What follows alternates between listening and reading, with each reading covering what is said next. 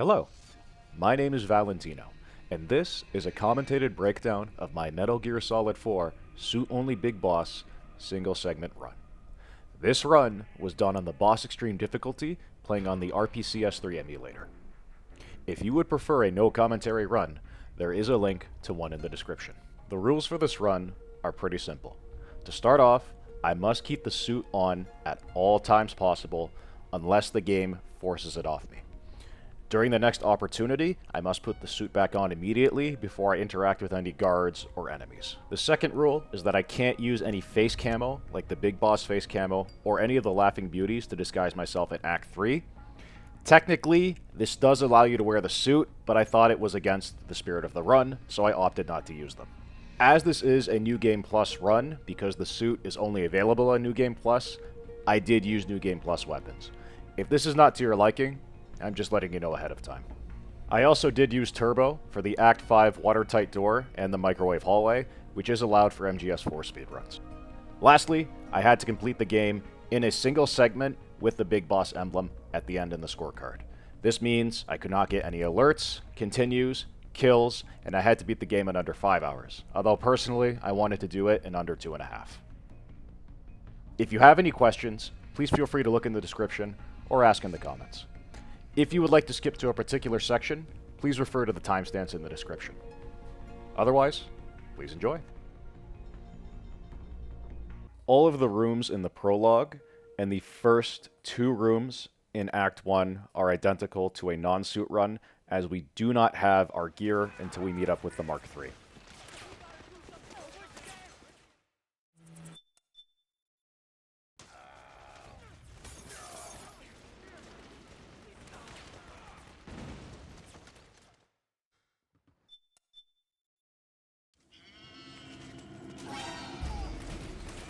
Head north, and try not to run into any Gekko along the way.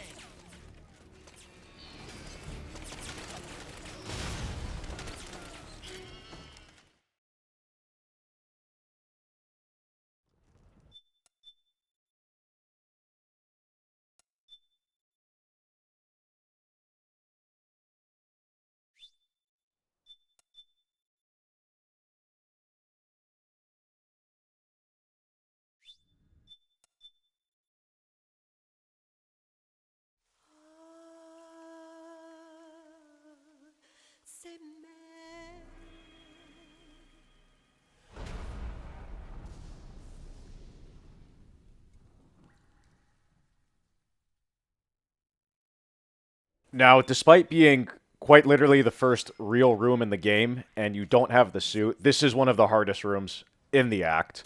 You need to immediately start running, and then shoot these boxes with your AK, and then unequip it, as Snake moves slower when he has the AK equipped. I run up and touch this wall to time it so that the tank is not going to spot me. I run up ahead, roll in between these pillars, aim my gun, and shoot the barrel. Then I have to turn my camera immediately. Otherwise, if I turn the camera too slow, the guards will look at me instead of the barrel explosion. I held that guy up, switched back to my stun knife, and then made it to the next room. Despite how easy that room looks, it's incredibly difficult. For this room, you need to follow the line I'm taking, and you're going to run up ahead to the corner and then roll past it to get the attention of a guard up ahead on the left. You're going to equip your AK, move up a fair bit, and then shoot the guard in the back, hide behind the boxes, and equip your stun knife. When he gets behind the boxes, you're going to loop around, zap him, and then run ahead while going to the shadows in the pillar to avoid the other guard hearing your footsteps. Once you get to about here, you're going to start walking. When the guard in front of you gets up, you're going to zap him with the stun knife and then run ahead to the next zone. Make sure you don't step on the can or the vase, otherwise you will get hurt. Now that we have our gear, we can put on our suit, and we're going to do a little bit of menuing here before we proceed. I immediately throw on the suit, and then I go into the item menu, and I equip all the items that we may need throughout this run. You technically don't need the iPod or the compress, but they are very useful for later on. Afterwards, I move on, I make sure I'm on the left of this pillar, and roll here so I don't get spotted. Once we move up ahead, making sure we're not in that guard's vision, I walk up, zap him with the stun knife, and then CQC slam this guard. This makes it so that the Militia considers me friendly in this area, and I can run to the hideout. If you see a militia member in the stairs, don't roll into them, otherwise they'll consider you hostile. For the hideout, I play it pretty safe and use a lot of rations and noodles to bribe them. I shoot the wall, which makes this militia member immediately turn to the left, so I can run past him and hug the wall here so that he doesn't see me. He has super bad tunnel vision and is deaf for whatever reason. There are 3 militia members coming this way. I lean against this wall, and again, they don't see you. It's actually really funny. Just past the stairs, I'm going to fire a distraction shot, roll, and equip my Mark II and my noodles. That distraction shot makes it so that the guard to the left is looking away, and this guard is looking at us, but we give him noodles before his grace period is up, and thus the militia members around us consider us chill. There's only one militia member I really shoot, and it's this guy just up ahead. Make sure you don't miss the shot, otherwise it's an immediate alert. Otherwise, move on up ahead. You're going to see 2 guys here. Give the noodles to the guy on the blue. He's always the one that holds up the gun at you, and then the other guy considers you chill. We fire another distraction shot, roll up the stairs, give noodles to this guy, and the guy behind us is now friendly as well. I do a little spin here to make sure that this guy sees me, because sometimes the detection for the guard seeing you in the hideout is weird, and even though it looks like he sees you, if you don't see the exclamation mark and him facing you, by the time you give the other guy food, he may not actually register you, and you have to give him food as well. You'll see me do it again here. Afterwards, we've bribed everybody here, and going forward, the militia should consider us friendly, so we don't have to worry unless we accidentally shoot them.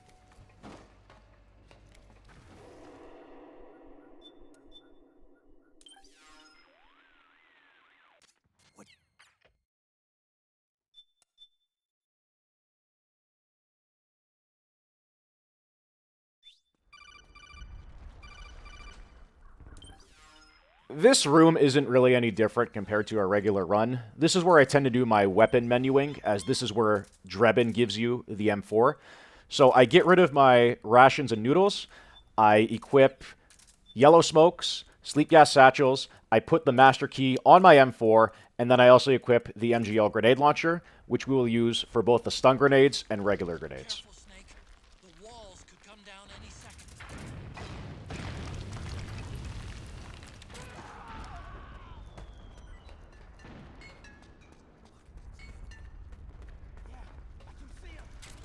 You're going to see me do a little animation cancel here, where I roll to prone, and when Snake gets up, he usually covers his face during this cutscene and stays still for several seconds. But if you roll the prone and then keep running, he'll just start moving immediately after, which is pretty interesting. You'll see quite a few animation cancels throughout this run, most notably with CQC slams and a few other things. You can either shimmy across here or roll, it's up to you. Otherwise, I equip my sleep gas satchels, my stun grenade launcher, and once I hop over this ledge, I'm going to make sure I have the drum can and the iPod equipped. We have the iPod for New Game Plus because it allows us to use healing songs in case of an emergency.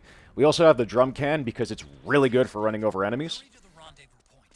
Your radar is marked with... We're going to run up ahead, past this car, and once we get past the first pillar shadow, we're going to roll to prone, go in first person, and then take out these 2 guards with the tranquilizer.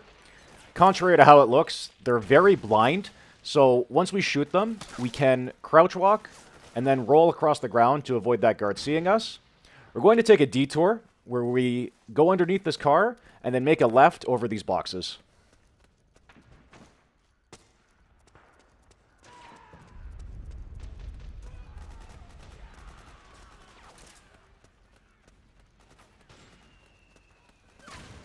Just as we get next to these sandbags, we're going to equip the stun grenade launcher and take out these 2 guys in the building. You need to be careful because if you go any further before they're knocked out, you will get spotted.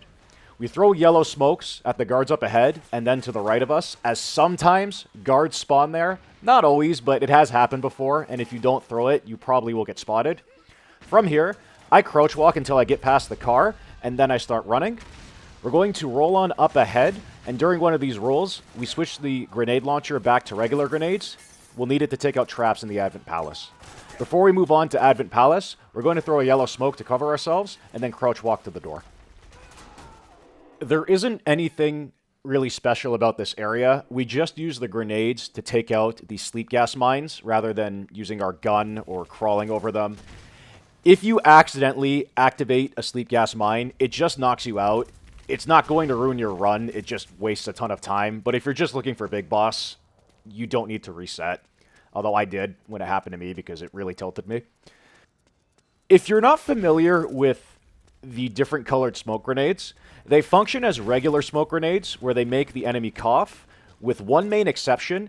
After they finish coughing, they go through this period of insanity, and the effect depends on the colored smoke that you throw. Yellow makes them laugh, go crazy, and start shooting everything that moves. When they're in the state, they cannot cause an alert, and that's going to be really important for later on, especially in Crescent Meridian. I will talk about it more when we get there. At the start of Advent Palace, Meryl and her crew are going to immediately start attacking the frogs. The easiest method to deal with them, in my opinion, is to go to the right, equip the drum can, and roll over any frogs that are alive. On top of actually being a pretty good strategy, it's also really funny. Everybody I show who is not familiar with Metal Gear finds this hilarious, and to be fair, it absolutely is.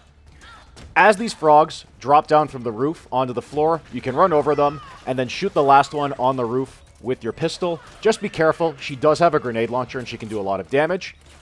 I mistakenly thought Meryl and her crew actually killed that frog. They did not. So I go back just to take her out with the tranquilizer, and I equip a sleep gas satchel on the door. We're going to activate it later on in the second floor just down below. We're going to equip our stun grenade launcher. When these frogs jump in, we're going to use a stun grenade and knock out quite a few of them.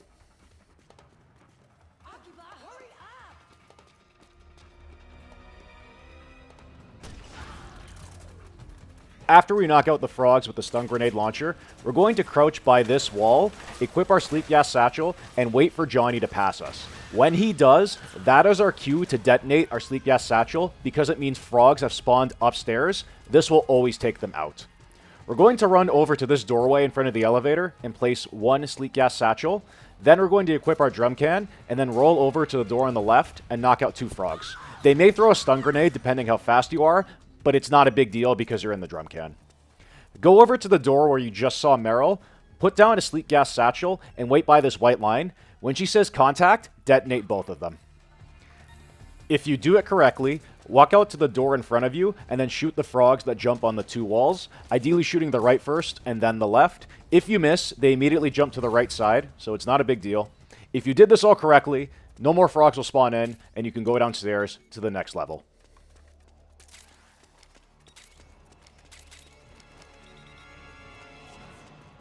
We need to place 3 satchels in specific areas. The first one you're going to place here.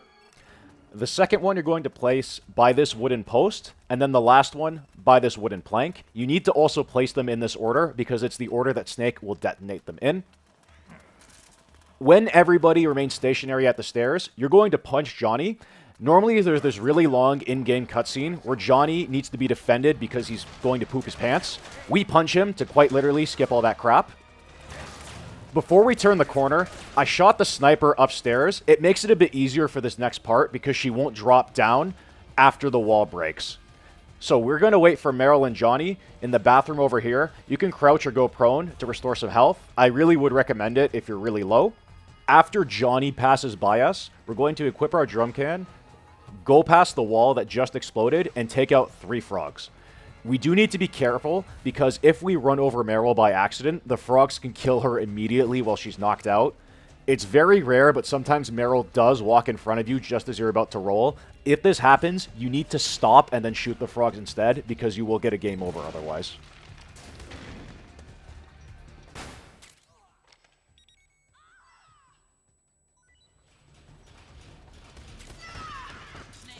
Once you roll over those 3 frogs, you need to detonate 2 of your sleep gas satchels, which will knock out a ton of frogs in the hallways over there. Afterwards, get back into your drum can. When you see a frog jump over, roll over her, and then roll over the one on the left. If you do this correctly, there should be no more frogs to deal with. This room, when you're starting out, is pretty tricky, but once you get the hang of it, it is pretty consistent.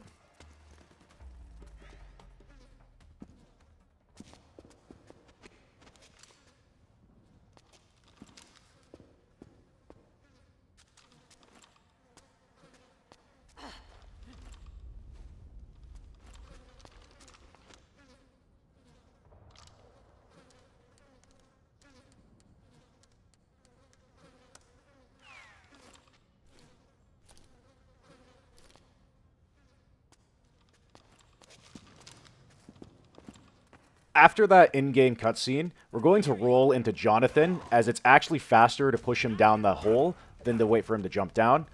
When you punch Ed and Jonathan, it also makes Meryl move up quicker so you can start this cutscene, which is really odd.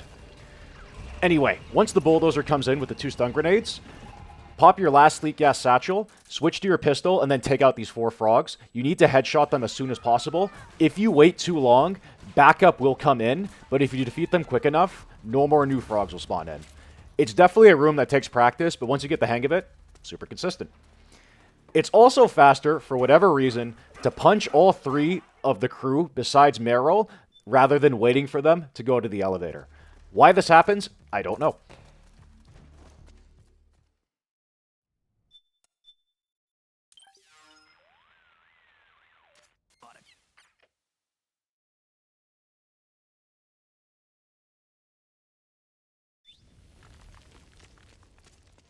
Okay, time to head for the surface.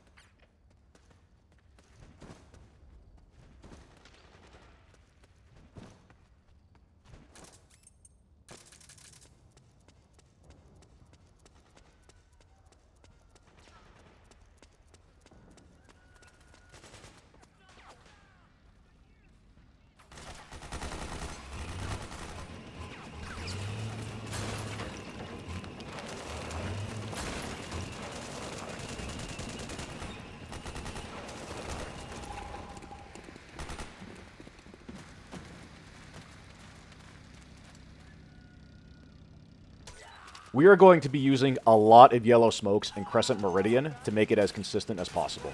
We're going to throw one over this wall, tranquilize the guy in the building, and then if a guard comes out from the left, we're going to throw smoke at him, and then one at the boxes. If that guard does run in, you're going to want to crouch walk to minimize your chances of being seen. If you do it correctly, nobody should have seen you. We throw smoke behind this truck, and then we equip the tranquilizer and switch to the laugh emotion bullets, which are New Game Plus exclusive.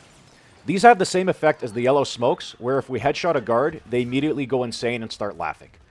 We don't use smoke grenades on this guard for 2 reasons.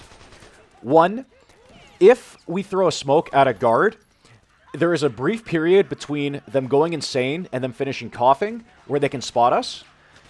If the guy on the roof, the militia member, shoots them, they can go into that small window sooner than expected and ping us for an alert when we are going up the ladder. Now, you might be wondering, why not just tranquilize them with the regular bullets? And that's because if those guards are knocked out, backup will come in and probably see us when we go up the ladder. If we use a laughing bullet, they're still alive, albeit insane, and won't spot us.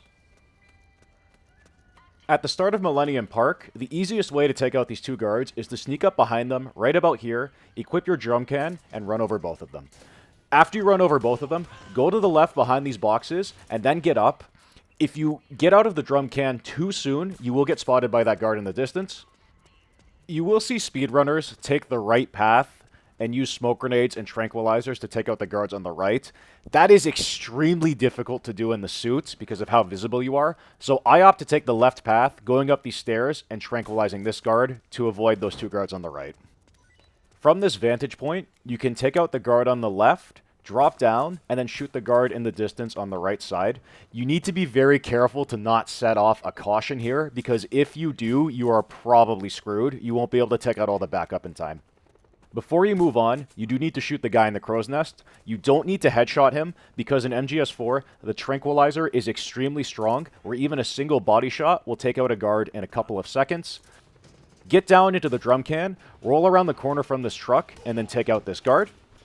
Get out of the drum can, and then take out the guard in the distance. You do need to be careful, because he can see you from extremely far away if you move.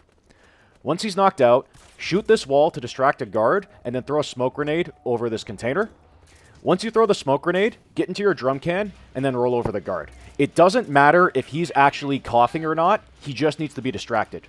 Roll over him, and then go through the door to finish Act 1.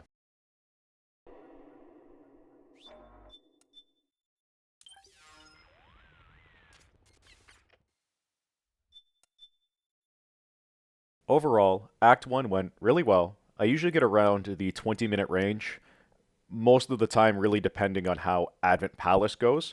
But regardless, I'm quite happy with 20 minutes, 13 seconds.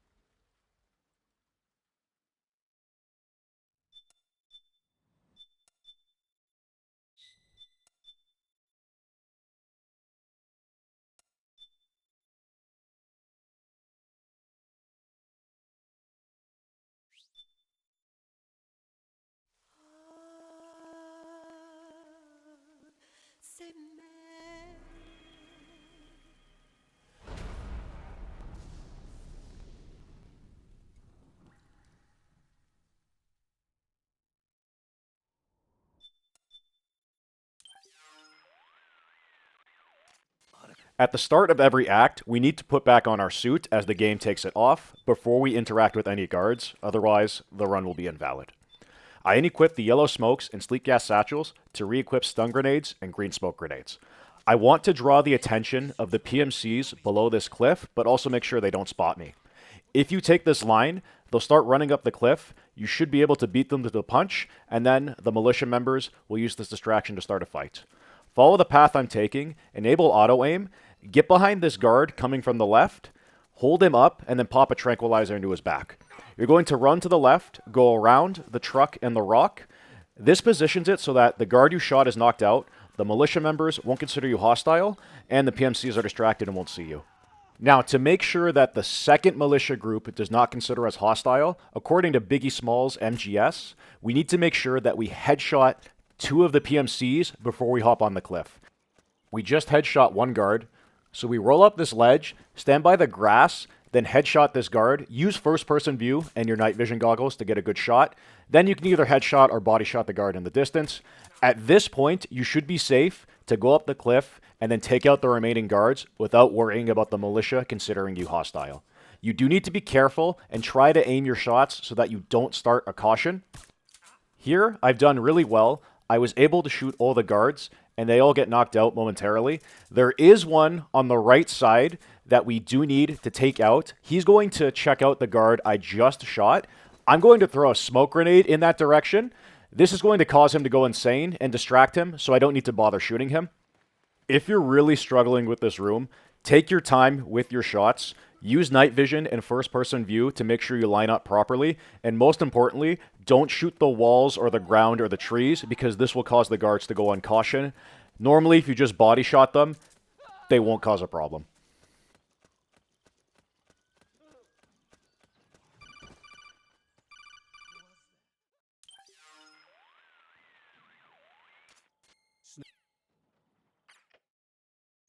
At this point, unless we actively punch, shoot, or roll into the militia, we don't have to worry about them being hostile.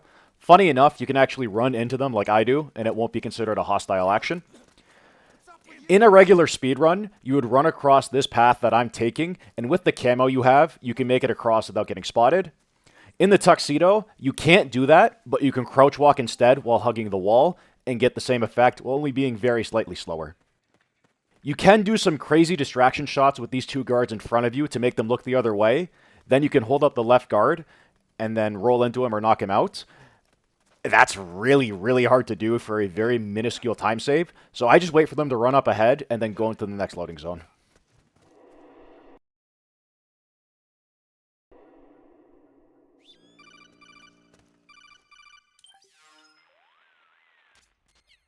On New Game Plus, Power Station ends up being significantly easier due to the emotion smokes.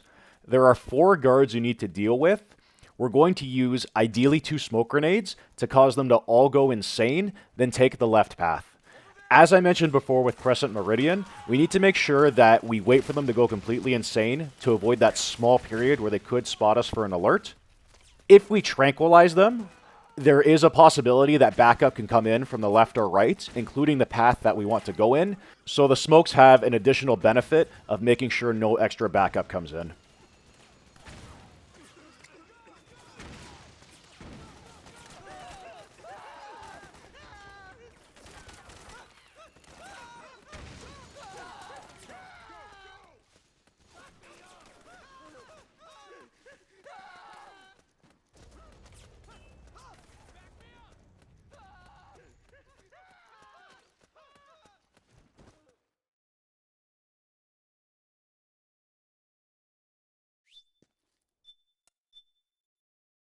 Every aspect.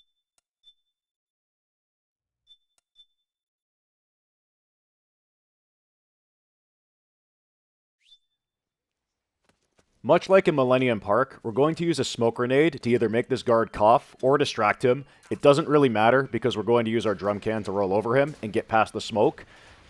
I didn't mention this before, but while you're in the drum can, you actually don't cough from the smoke if you keep moving, so it makes it a bit easier to get through. We're going to tranquilize this guard, again being very careful not to set off a caution. Once he goes to sleep, we're going to start crouch walking. With the regular camo, you can run, but the tuxedo makes you way too exposed to the sniper up on the top right. Once we get past this barrel, we can get up, pick up the ammo, and shoot the rock. This causes a guard to look at the direction that was shot, so we can hold him up and then CQC slam him. We're going into this little shadowy patch, crouching and then headshotting the guard. If we miss, that's okay, because we actually have decent enough camo where he should not see us. Once we shoot this guard, there is a steep hill that you either can roll up, or actually just use the drum can to get past it.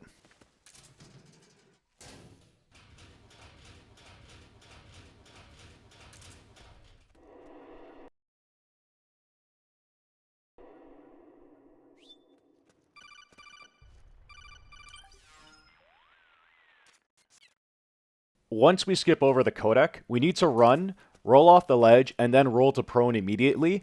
Otherwise, that tank will spot us. Once the tank is past Snake, we can get up and start rolling. There is a guard to the right of us. As long as you hug the wall, he shouldn't hear your footsteps. We're going to ignore him, go up this ledge, and then tranquilize the guard in the distance. 2 body shots is completely fine. We can do a sideways roll by aiming and then flicking the stick to the right while pressing the roll button to get off the cliff just a little bit quicker. Afterwards, we're going to head north to where those wooden logs are, and there is a guy in the crow's nest that we may have to worry about. If you're very quick clearing this room, you can roll over this post without worrying about him. I always take him out of safety, but if you're very quick, you may not have to. I also equip the grenade launcher and then switch it to regular grenades. We're going to use the grenade launcher to create a distraction that makes all the guards look away from us.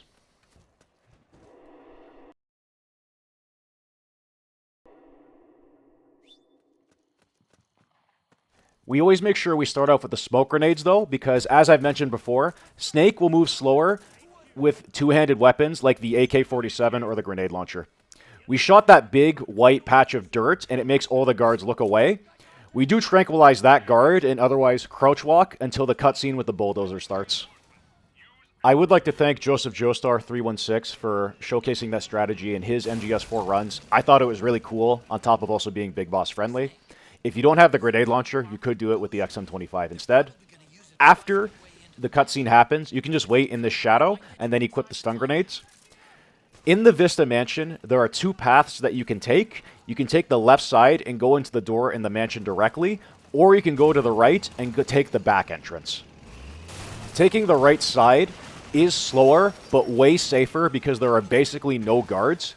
It's also not significantly slower to begin with, and it's not RNG reliant because the left side is filled with a war between the PMCs and the Militia, and how quick you can get by there, especially in the tuxedo, will depend on how many PMCs are there. And if there are too many, it's going to be really tough to take them out with smoke grenades and not get spotted. But here, with this path, it's still decently quick. We are pretty well hidden from all the PMCs, and there's nobody else in my way, so we can just go on inside to the mansion. I would also like to give a shout out to Delfino Plaza Guy for showing me that path, as I did not even know there was a back entrance to the mansion, and also how easy and simple it was. Thank you very much. Once you get inside this room, throw a stun grenade at the guards. Once they're knocked out, roll up the stairs. Make sure you don't roll onto them, otherwise they will wake up. And we're just going to follow the path to the basement where we can go fight the frogs and laughing octopus. You may need to be careful here though, because it's happened once or twice, but I have seen a guard that was alive up here and he spotted me. Just use the solid eye to distinguish movement.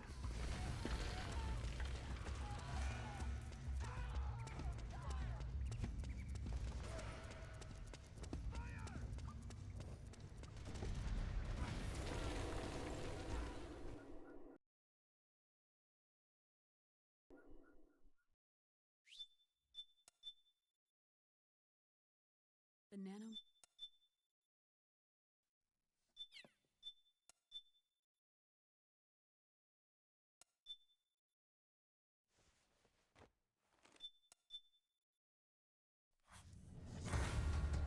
At the start of the encounter with the frogs, we go down to the right, and we're going to lob 3 stun grenades over this wall. If we do it correctly, it should knock out all the frogs on the other side. From here, we're going to wait by the bed in our drum can, and then roll over the frogs that will appear in the room just ahead of us. As long as Snake is in this room, in between waves, they will always spawn in the room directly in front of us. there are 3 waves we have to take out. There is one thing to note. When you run over a guard with a barrel, they always get knocked out, but frogs can occasionally tank a barrel hit, and you will have to roll over them again. It can be really annoying in this area because you think you've cleared them and they get up. So just be cautious. Always roll over them twice.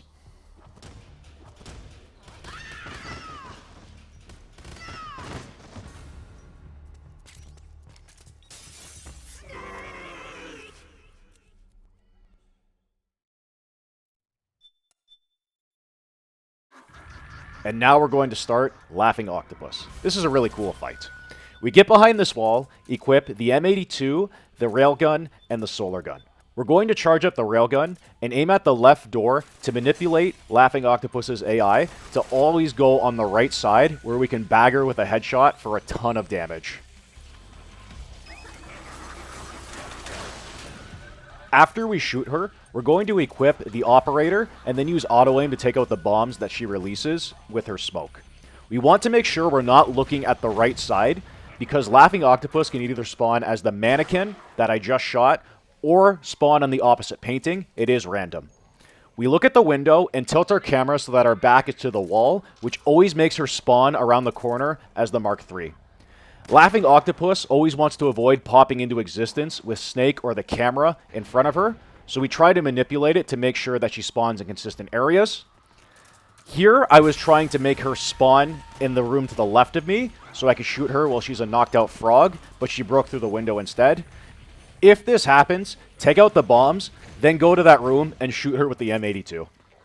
After we shoot her in her fake frog form, we go to the left side, wait by this wall, and then we're going to knock her out as she feigns being Naomi.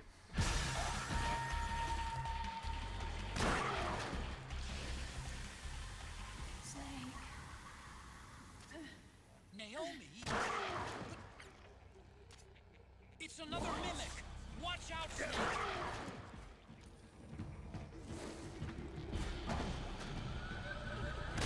After you take the last shot, I run over here to pick up these stun grenades, which can be really useful for Act 5. If you don't pick them up, it's not the end of the world, but it is nice to have them. For all of the beauty forms, it's the same strategy. Create some distance, roll to prone, tap triangle twice to make them start crawling, and then hit them twice with a fully charged solar gun or with the V-ring ammo with your M4.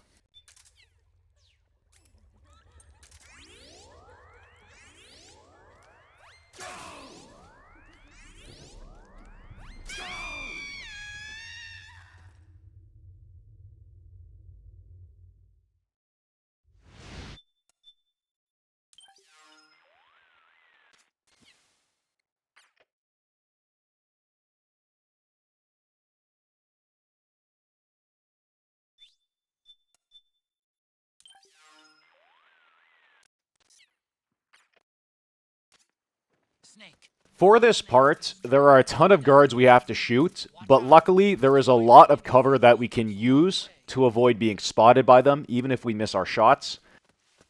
Normally when you play through the game, this area is massive, and you're supposed to use the solid eye to follow the tracks and ideally find Naomi while also avoiding guards and traps. There is an optimal path that we take to avoid pretty much all of that nonsense. It doesn't really change between a regular speedrun, but basically you follow the path I'm taking, shoot the guards, and then move on. You can sneak underneath this sniper here if you hug the wall. He thinks Snake is 50 meters ahead. He's off by about a factor of 10. And this is a great example of the guard vision being really bad when you're obscured by cover. Even if you miss that shot and the guard stands up, he won't see you. On RPCS3, you will notice this area tend to flicker a bit as you cross the river. In my experience, this always happens at this part. It's a very minor flash, so it doesn't make a big difference, but I thought I should let people know in case they are looking to run this game on RPCS3. Naomi's shoe prints just vanish, but just hers.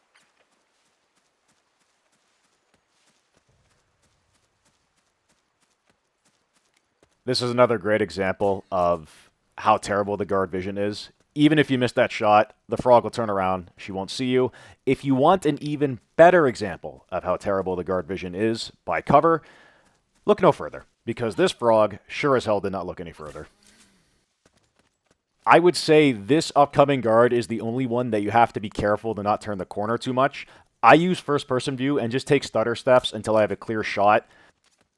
They must have gone separate ways here.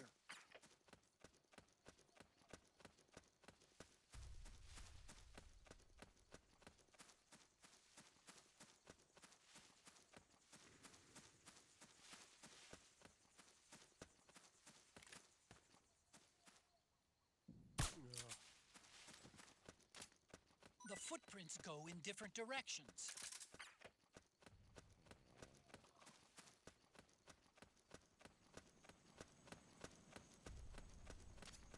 I'm noticing more footprints now.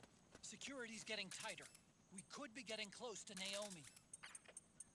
Now, we're coming up to one of the last parts of Act 2, where we need to protect Drebin as he dries out of the area in his tank. There are a ton of zombified PMCs that can shoot you, crawl up onto the tank, or if they're in a power suit, they can fire rockets to do a lot of damage. On New Game Plus, we can use the solar gun to easily take out the power suits in one fully charged shot. However, I still have the M4 with V-Ring ammo because it's really good to get rid of the PMCs that can crawl up onto the tank. If you take out 6 powered suits, Drebin will automatically start driving. If you don't, this room is on a timer anyway, and he'll start progressing to begin with. You do want to make sure your tank has as few zombies as possible before you proceed. It's not a big deal if you have some, but after you take out around 3 or 4 powered suits, I would do a quick check with the M4 and just start shooting them off. Make sure you don't kill them, though. Otherwise, it will count as a kill on your scorecard. You need to use the V-Ring ammo. We also don't use the solar gun for the zombies because it takes way too much time compared to the V-Ring ammo. Conversely, for the power suits, it's better to use the solar gun. A large caliber weapon ought to do the trick. Use the machine gun.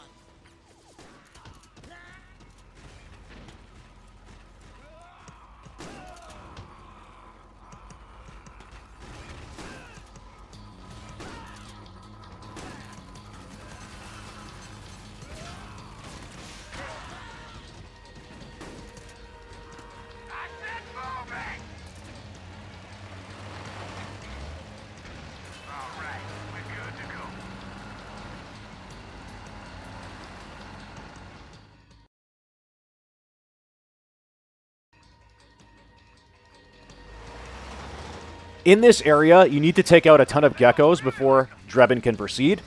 There is a PMC on the right with a black hat. I shoot him with the V-Ring as soon as possible because he can often climb up in front of the tank, in front of your machine gun, and then if you accidentally shoot him, it counts as a kill. You can throw a chaff grenade to make the geckos back off for a bit, obviously New Game Plus exclusive, and then you can start shooting them. More geckos spawn in if you don't take them out quickly. If there is only 1 or 0 geckos left before more spawn in, Drebin will start driving. If you're too slow, he will continue to wait. This is a pretty hard area to do quickly, especially with all the stuff going on. You also don't want to make sure, again, that you shoot any PMCs by accident because it can be really annoying when you're 40-something minutes into the run and you accidentally kill them. Just do your best to take out the Gekko as quick as possible. Focus on the left and the middle more, as they tend to congregate in those sides the most.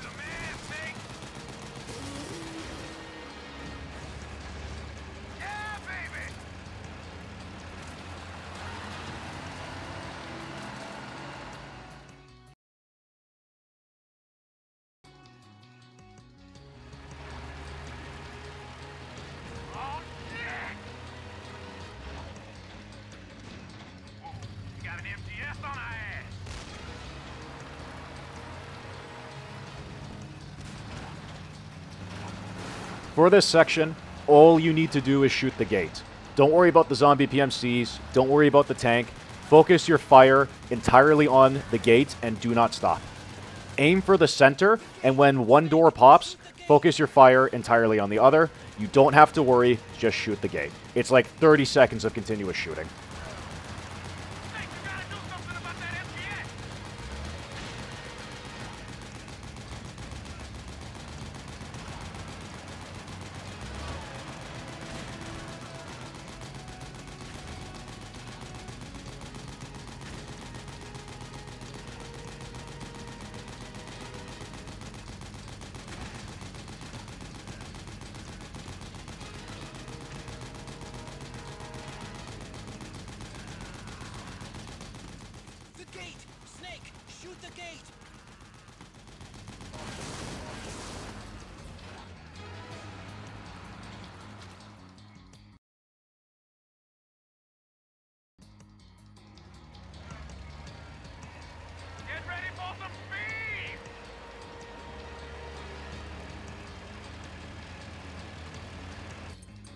Throughout this section, Snake's stress starts building up like crazy, so we can use a compress to make it go down, which is really important for the marketplace, and I'll explain why a little bit later. I will say this, contrary to popular belief, a compress is not a recovery item. It is big boss friendly. It is not a recovery item because it does not heal health. It only heals stress. All you need to do for now is shoot the 3 Gekko and then shoot the tank behind you. If you are around half health, this next part can be really scary because the Gekko's bullets and rockets can do a lot of damage and sometimes even kill you. However, there is a trick to make it pretty easy. After this cutscene finishes, immediately throw a chaff grenade, which will disable the Gekkos from using their rockets and slow down the rate of fire. From there, you can just wail on them with the machine gun until the area finishes. Unless you get super unlucky with them hitting you with a bullet, you shouldn't die. At the very least, they can't shoot rockets at you.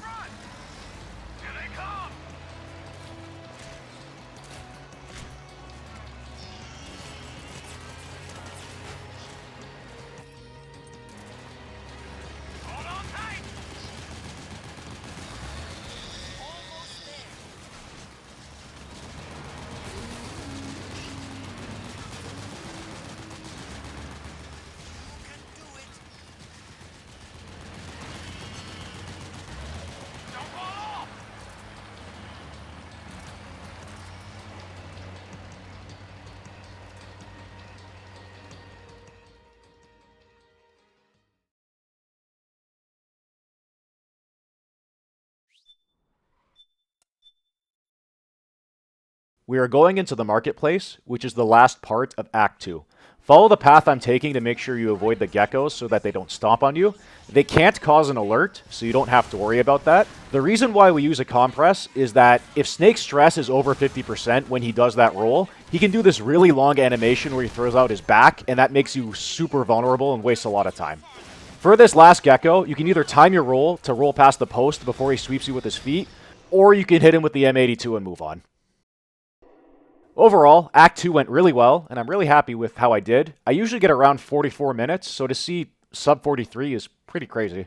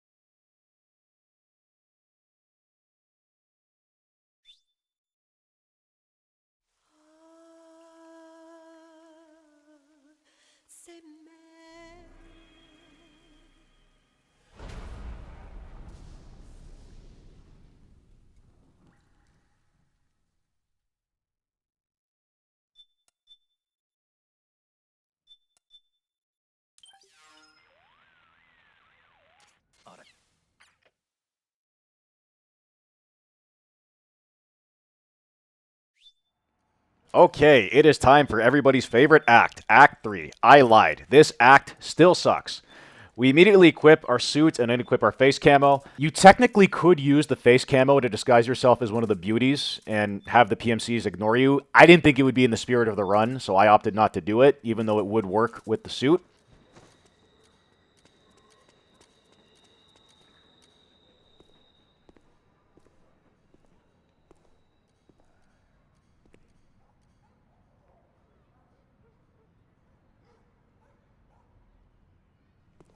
In any case, we move on to start the first room with the Resistance member. There's still not a whole lot you can do to speed this up. There is a shot you can take at the very beginning to make him run forward, but it is RNG for the path that he takes, and some paths are actually slower than just letting him run normally.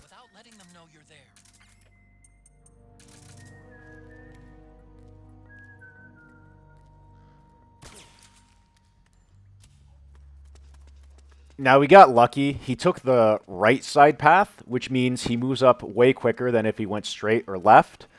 During this time, we're going to take out quite a few of the guards up ahead so that they don't spot him. The guards still have pretty bad vision, even with the tuxedo, and due to the dark environment of Act 3, you actually blend in decently well. So it's pretty rare that you have to worry about getting spotted. You just need to be careful moving here so you can shoot the guy on the right first and then the left.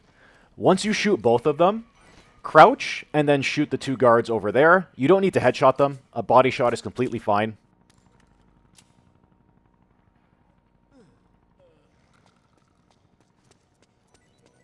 Once you take out the guards, go to this little corner and wait for the resistance member to start moving. Waiting here will put you in the radius of the resistance member's next checkpoint so he can start moving. If you're too far from the resistance member, he will not move, which is really annoying. Snake has to be close enough to him for him to trigger his movement opportunities. For some additional context as to how long this is and also how uneventful it is, I often use this opportunity to go to the bathroom during a run if I have to.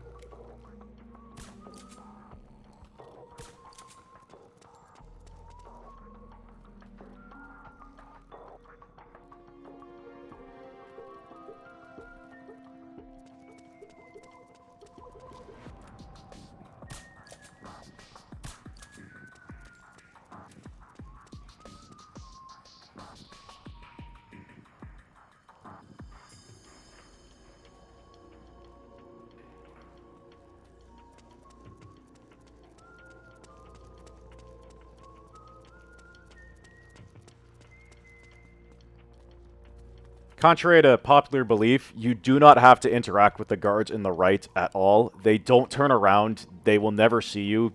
Don't worry about them.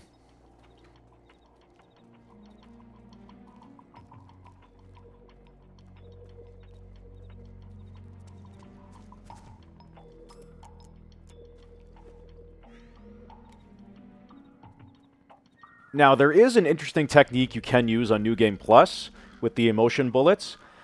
As you noticed, if the resistance member sees knocked out guards, he will pause for a second, look confused, wait a little bit, and then move on. If the guards are under the effects of emotion bullets, he just walks past them. So we can time it where after he's done going to the bathroom, we headshot both these guards. They're going to start crying, and it's going to time it so that he's going to walk past them before they get knocked out. There is one important thing to note. After the guards get knocked out from being under the effect of an emotion bullet, it is treated as if they were knocked out by a stun grenade, which means they will start a caution when they wake up. In order to prevent this, once the resistance member walks past them, we're going to reshoot them with a regular tranquilizer bullet to make them fall asleep, so when they wake up, they won't call for backup.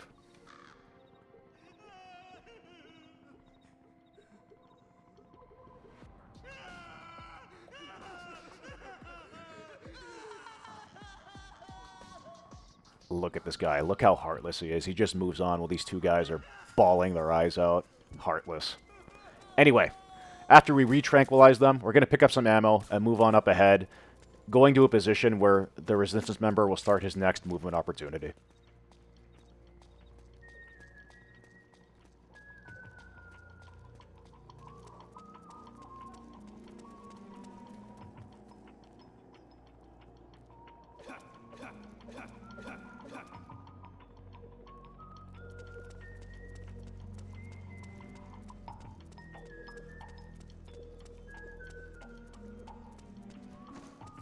There are only 2 guards here you have to shoot, but you need to be pretty quick.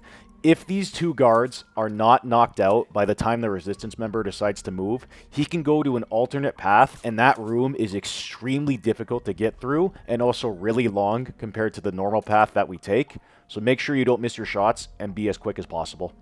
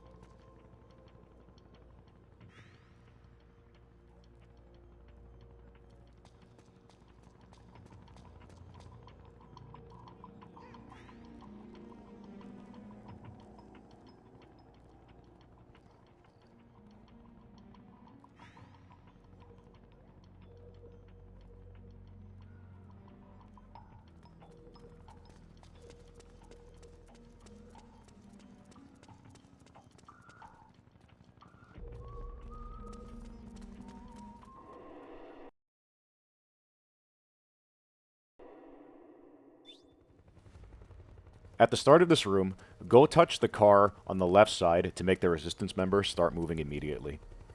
There are a couple guards who have pretty bad vision, even with the searchlight, so as long as you're not directly in the light, they should not see you. To make it really easy, as the resistance member turns the next corner, you can just tranquilize all 4 of them, so you don't have to worry about crawling along the floor.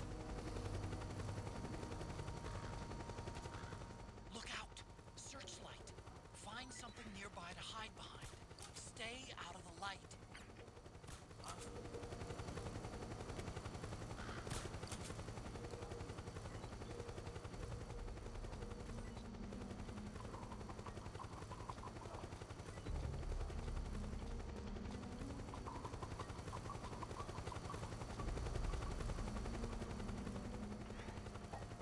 For this next part, the resistance member is going to sneak behind 2 guards.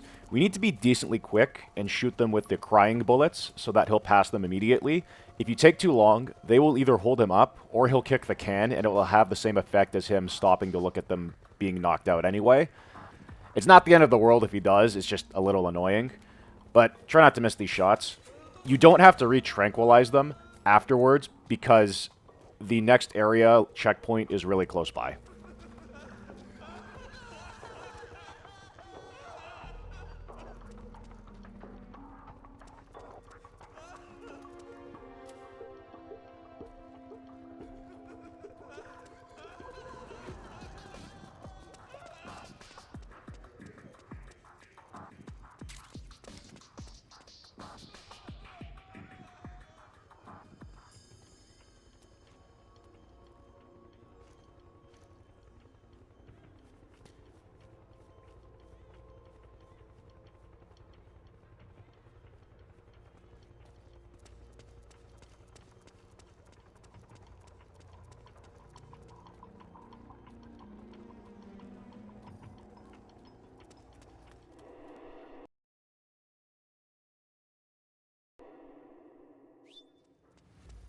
At the start of this room, when the resistance member whistles, we're going to shoot the ground and ideally make him run straight ahead to save a little bit of time. If he runs to the right, it's a time loss. There's nothing you can do. Now, earlier you may have been wondering, why did he equip the Mark III? And I'll showcase why right now. To the right, there are a ton of PMCs that make it really difficult to get close to the resistance member and activate his next checkpoint. Earlier, I said that Snake has to be close to the resistance member to make him move. However, you can also use the Mark III to the same effect. It causes the resistance member to move to his next checkpoints. This makes it really easy to make sure that he moves without putting ourselves in danger. I want to thank Controller Workin for showcasing this in his MGS4 Ghost Run, which is far and away one of the most impressive things I have seen in a Metal Gear game, period. You should go check it out. In a normal run, you would just have the face camo and the disguise to keep moving, but here, using the Mark III is extremely useful to not put ourselves in danger.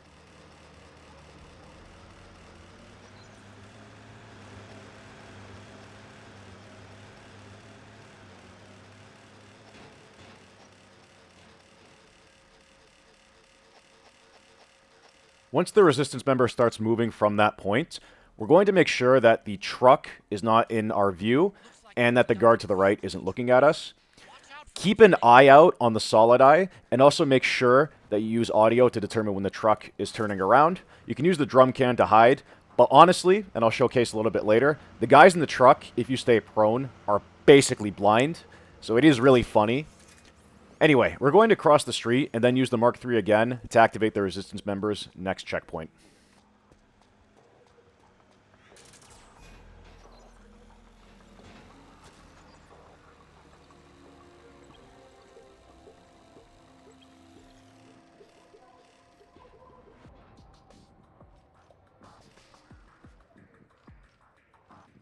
When they start marching, we're going to make sure that the truck isn't behind us. Then we're going to the alley in the left, and we'll just put on the drum can until the resistance member passes by us.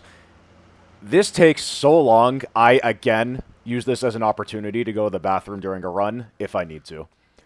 Act 3 is full of those moments, and I wish I could tell you it was more interesting in a suit run, but it's not.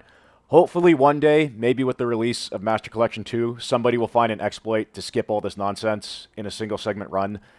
Until then, please enjoy the view.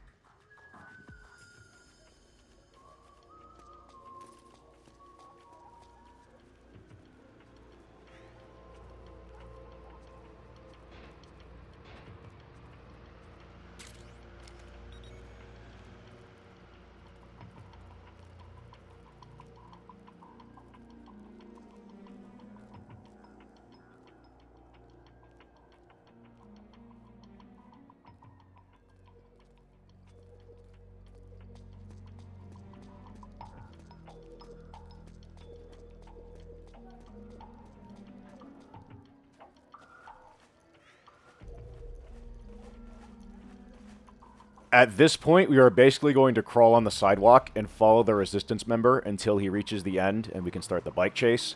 Here's a great example of the truck being blind. As you can see, we remain prone. Our camo is at 58%, which is pretty crazy. The suit actually blends in pretty well with the road, so I guess it helps out. But there's another example that I'll show you where the truck is quite literally blind. There is a guard to the right. He can sometimes see you when you're crawling. You can shoot him with the tranquilizer, so you don't have to worry about him noticing you. He's also in a position where the truck won't see him, and they won't honk to wake him up and then cause a caution. Be careful here, because sometimes the resistance member will look behind him, and then he may stop. Here's another fantastic example of the truck being blind. I've literally had it just a little bit up ahead, where its headlights are directly on me while I'm prone, and they completely ignore me.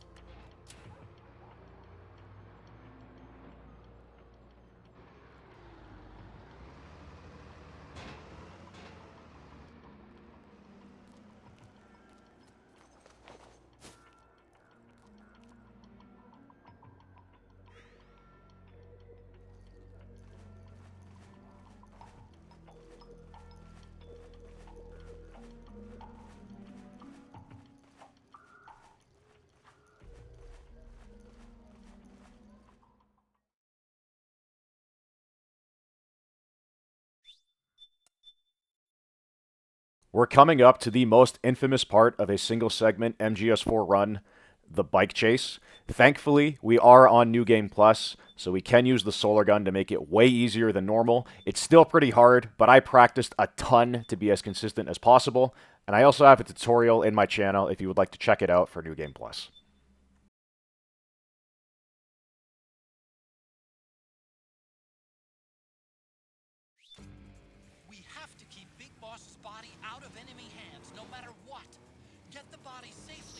You'll notice for the bike chase we don't have our suit, and that is because the game forces us to take it off. We will put it back on before we fight Raven. For this section, you can either shoot the barrel on the left, or use tactical reloads with your Mark II to take out a couple guards. If you use the action button to hug Eva, it lowers your hurt box and makes you less likely to be shot at certain angles. After you get past that part, make sure you have your machine gun ready, aim your gun, and then take out the barrel as the second guard passes by it. At this point, you're going to want to throw a chaff grenade, which will disable the geckos from shooting their rockets at you. You can then use auto aim with the solar gun to take out the guard on the right, then use your machine gun to shoot the barrel on the left. Switch to your solar gun or Mark II, aim at this light post, and then take out the 2 guards that spawn in. We're going to take out the 2 guards on the left, and then shoot the barrels to take out the remaining 4 guards on the left side. You may unfortunately get shot by gunfire behind you from the left. I don't really think there's anything you can do about it. I do lower my hurt box to lower the probability, but we took a bit of damage. It's not a big deal. For this next part, I have never, ever been shot, so I just have my solar gun ready to go, and then I have my Mark II switched off for my chaff grenades. For this next part, we're going to aim for the rightmost guard with our solar gun, try to do a fully charged shot to take him out, then use auto aim and start spraying to take out all the guards on the sidewalk.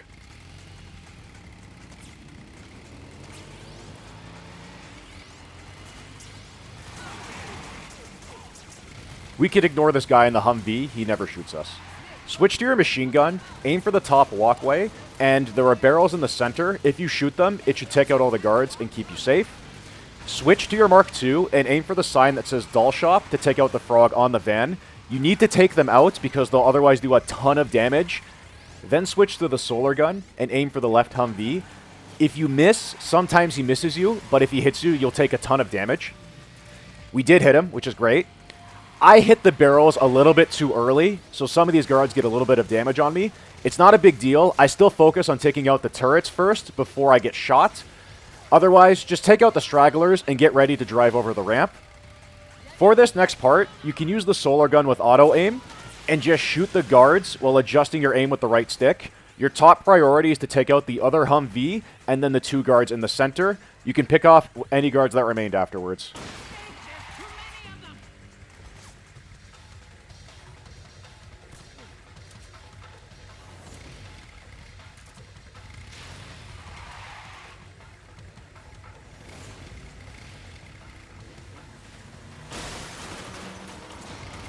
We can ignore the left side completely for now, as the frogs will never shoot us. We're going to aim for a barrel on the right to take out some frogs that otherwise could be a problem. Afterwards, we're going to switch to our Mark II, turn on auto aim, and when the van turns the corner, we can take out the guy on the truck. Then we can shoot these barrels with the machine gun, switch to the solar gun, and aim to the left to take out some frogs that are now going to be problematic. Conversely, we can now ignore the right side for a little bit. After we take out the frogs on the left, we need to aim for the frog on the right side who's on the wall. Then we're going to switch to our machine gun to take out these barrels. We're at the last stretch of the second room. At this point, I use auto aim with my solar gun and try to take out as many frogs as possible. You will take damage here, but as long as you make it out in one piece, you will be okay. I make sure the solar gun is my active weapon because when we go into the third room, Snake gets a full heal and ammo replenish on his current weapon.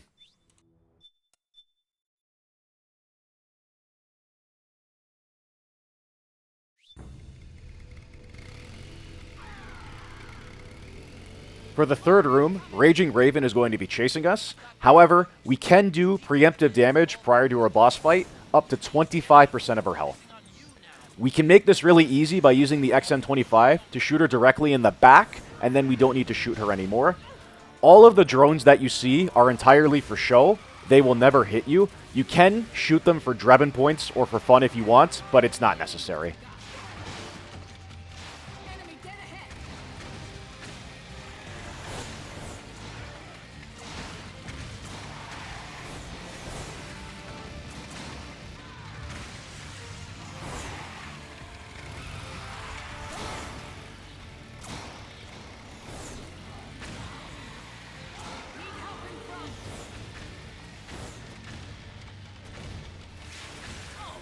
At this point, I start charging up the solar gun, and then align my crosshair with the sign on the right side.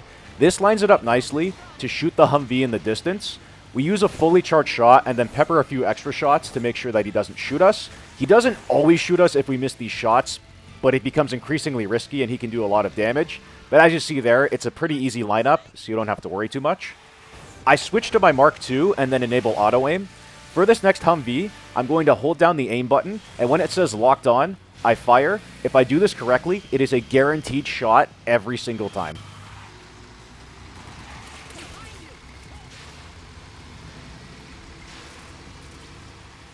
Right on.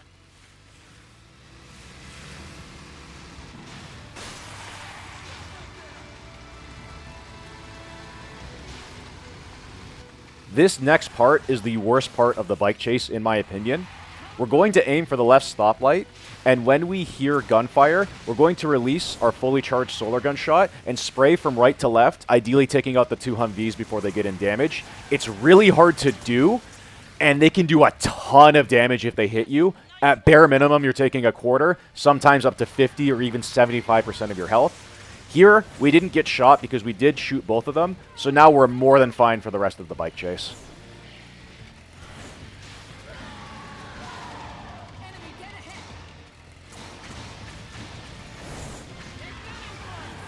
During the slow-mo part, I prioritize taking out the one on the left first and then the right. The solar gun makes this really easy because you don't have to do any tactical reloads.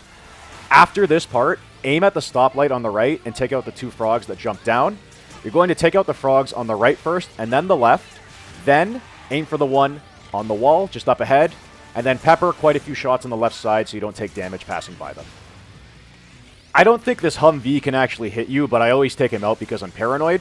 Once I do, aim for the right frog and then immediately hit the left. Then take out the left two frogs and then the one on the right. The one on the right does not shoot you until you pass by them, so they're very easy to use the Mark II and then use auto-aim to take them out.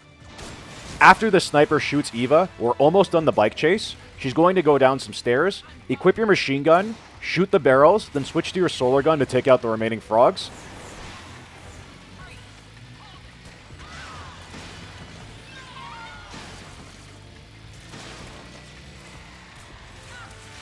And then there you go. That's the bike chase. Actually did end up finishing this part damageless, which I'm pretty happy with. Also, for those who may not be aware, I did not mention this earlier, in MGS 3 and in 4, if a guard is killed by a barrel explosion, but not by your bullet, the game considers it to be an accident, and thus it does not count as a kill on your scorecard. So that's why you saw me shoot all those barrels to take out those guards, because it is Big Boss friendly.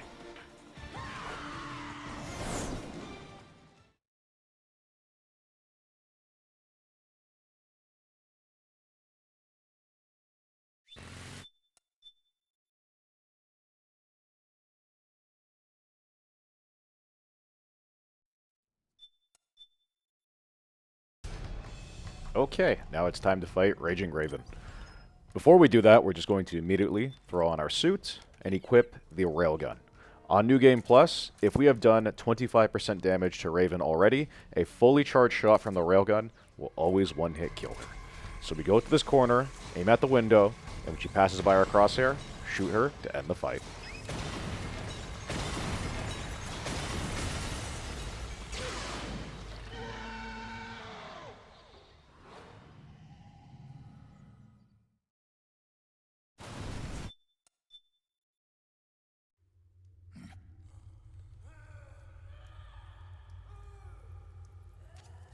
Snake, she's come out of her. During the Raging Beauty fight, I do a little bit of preemptive menuing for Act 4, mostly to equip the M82 and the chaff grenades for the geckos and dwarf geckos.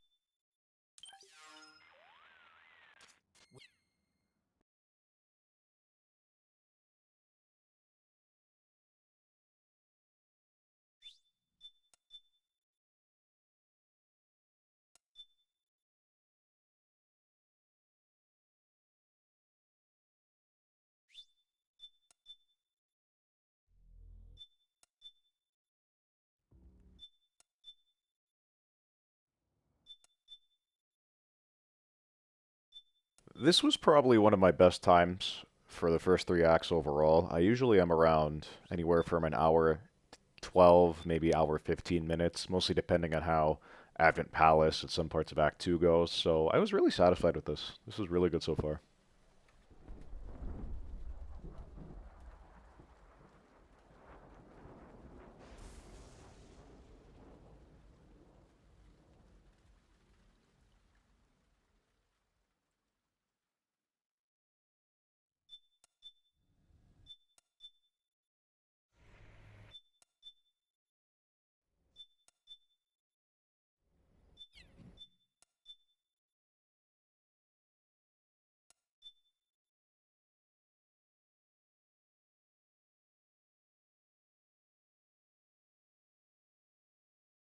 In RPCS 3, when the game has to switch to the MGS1 nightmare sequence, it has to recompile, which you will see on screen just now. On my computer, sometimes it takes a second for the display to come back. While I was recording this, it did take my monitor a little bit to flash back to the MGS1 dream sequence. Luckily, the in-game timer does not go up, so while it took me a second to adjust my monitor, I did not move, but again, it doesn't really matter because the stats do not count for this part. And obviously, we cannot equip the suit as it is not available in MGS1, at least in this condition.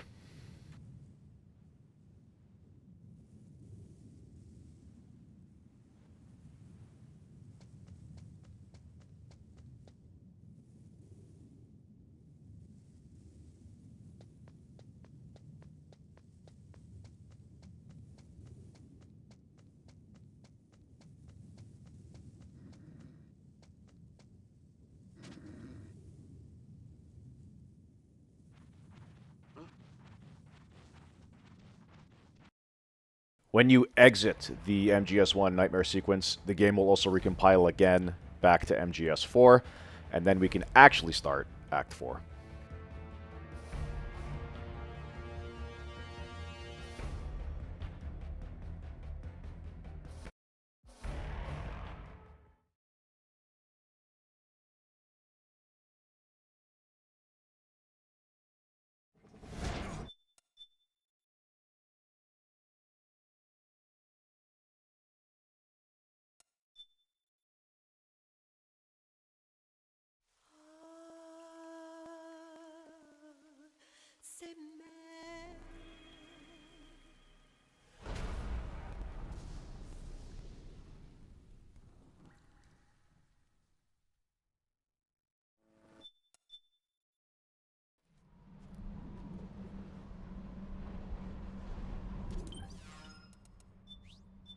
As you saw previously in Raging Beauty, I did some of my weapon menuing already, so all I have to do at the start of Act 4 is throw on my suit and equip the night vision goggles so I can see in the blizzard.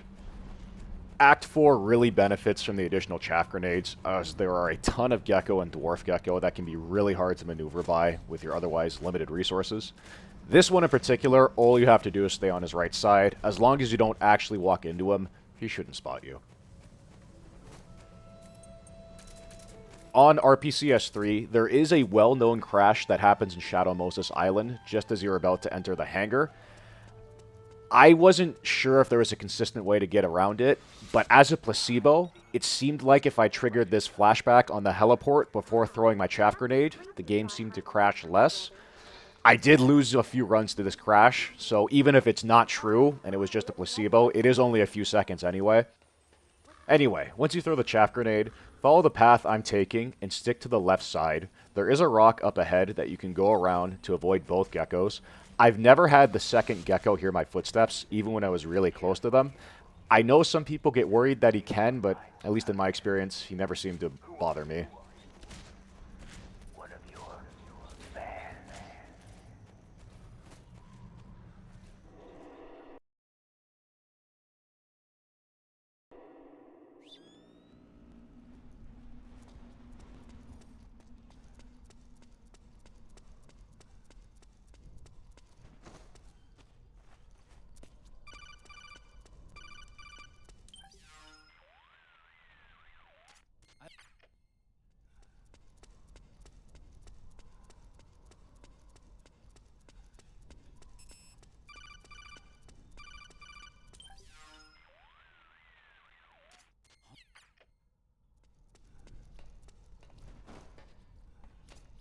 Snake, I've checked the APU on this floor and engaged the generator.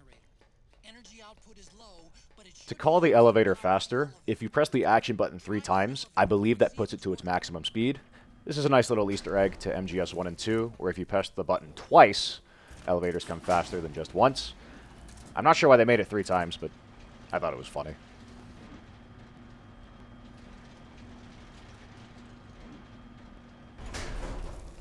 Okay, first go down the central hallway. Don't worry, it's not electrified anymore.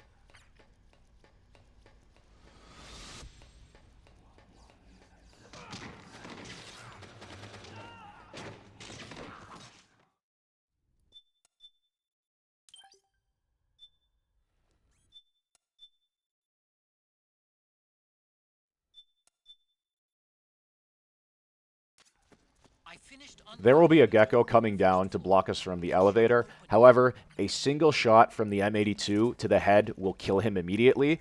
The M82 is way better at taking out Gekkos than the railgun because it has a way faster rate of fire. And it is also new game friendly, as you can buy it from Drebin's shop for 160,000 Drebin points on Wednesday and Sunday.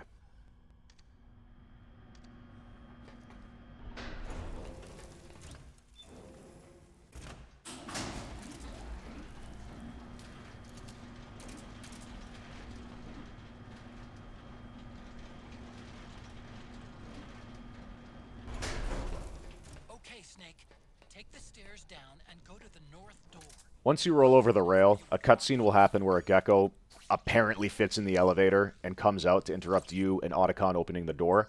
When the Gekko turns his head to the right, you can shoot him in the back of the head with the M82 for an immediate kill. It's not difficult, but you do have to be careful to not miss your shot, because if you accidentally start a caution, he will turn his head and you will get spotted, and it's really annoying when it happens because you will feel very dumb.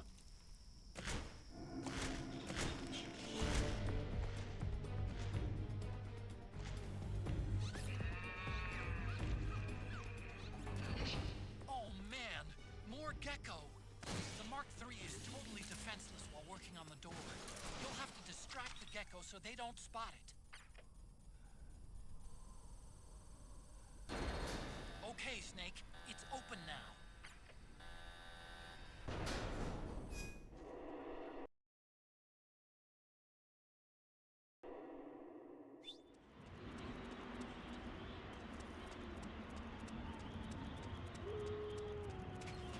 Coming up, we are going to fight Crying Wolf, which in my opinion is the hardest part of a suit run, even worse than the bike chase relative to other New Game Plus runs.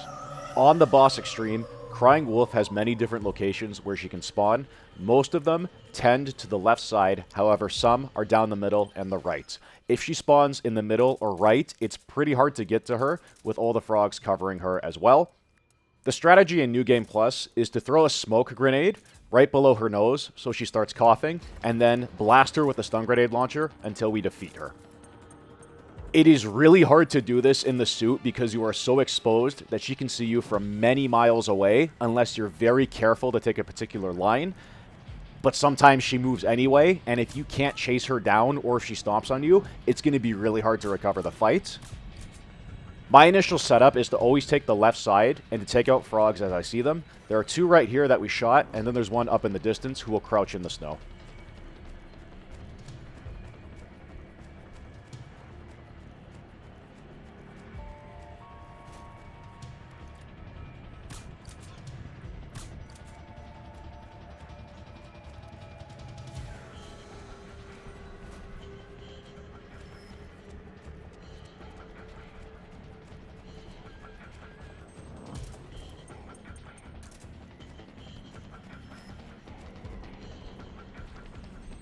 One of the spawn points Crying Wolf can have is behind that wall, and if I have the night vision goggles on and I'm running, she can actually hear my footsteps and the sound that the goggles emit, which makes it really hard to approach her. At this point, I can tell that she's not in her usual spawn points to the left here, which means she's closer to the tower. If we go down that path, it's really hard to throw a smoke grenade. And if she's actually spawned more to the right, this is the part where she usually starts chasing me, and you can notice her doing this on the solid eye radar.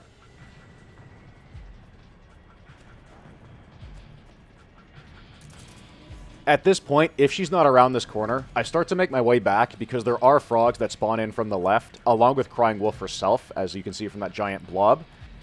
I don't want to give up the fight now. I thought that putting on the drum can would stop her from stomping on me when I initially tried this out. I realized this was actually not true in a later test. That's why you saw me throw it on. Luckily, she ran away, because if she stomps on you, it takes away 75% of your health and almost all of your psyche, so it's really hard to hit her with your aim shaking. If you're at the point in the fight where Crying Wolf is going to start charging her railgun and shooting you, don't panic, stand your ground, take out any frogs that are nearby you, and try to aim a smoke grenade under her nose, as she is exposed at this point. Contrary to our railgun, her railgun actually does pretty little damage. It's usually around a quarter, maybe less, and you can also dodge it or use the trees as cover. She's chasing me, so I run back, I roll out of the way, and She howls instead of stomping me. I thought the fight was over right here. She heads back to the left, and I don't like that spot because I know there are frogs I may have to deal with versus the other ones that I just shot on the right. You can see them in the distance over there. However, I decide I'm not going to give up yet, so I get ready to shoot the frogs, make my way to the left. I see her charging her railgun, so I get ready to line up my smoke, throw it. I hear her coughing, so I stand my ground, shoot her with a stun grenade launcher, and the fight's over. This fight was a demon for me for a long time and was one of my main run enders in Act 4. It's so difficult in the suit to approach her. On a regular run, it can be a little hard, but usually have way more leeway than I do. In any case, we take her out with the solar gun and move on.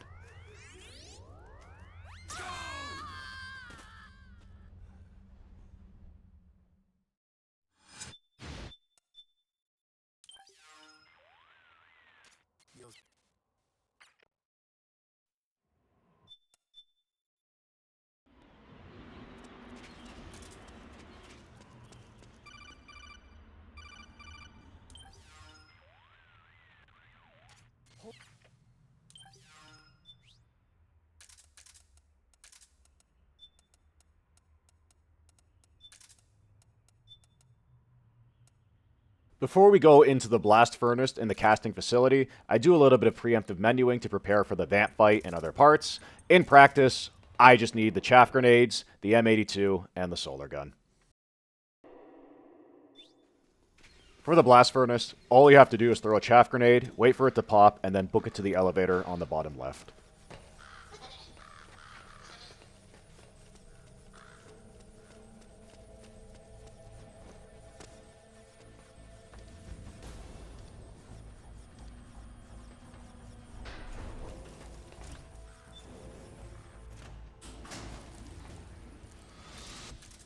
Sunlight! I've got something to tell you about Naomi Hunter. What about her?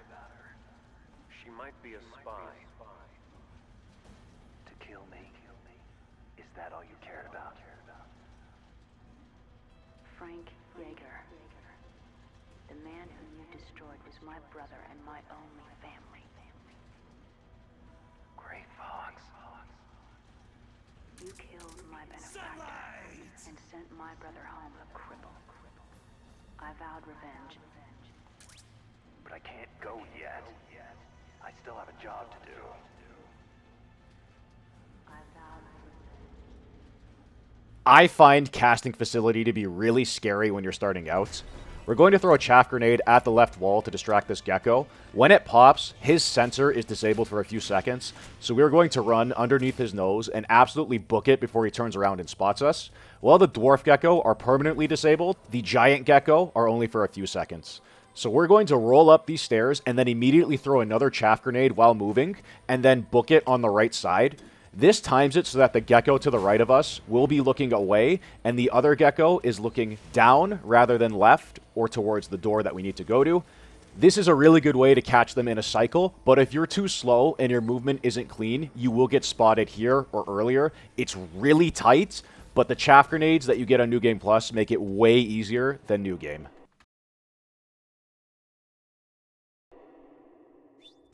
On the bright side, this next part is super easy on New Game Plus. Throw a chaff grenade, when it pops, crawl underneath the vent, and move on to go fight Vamp. Before you do that, just by the door, there is some M82 ammo. I would strongly recommend picking it up, as it will be very useful for the Gekko Rush. Rex is on the floor above you. Use the lift.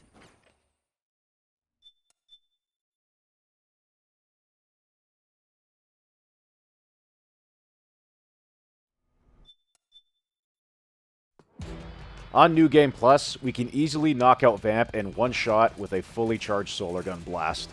Once he's knocked down from the solar gun, we get behind him, CQC hold him, and inject him with the syringe to end the fight. Yes! You did it, Snake!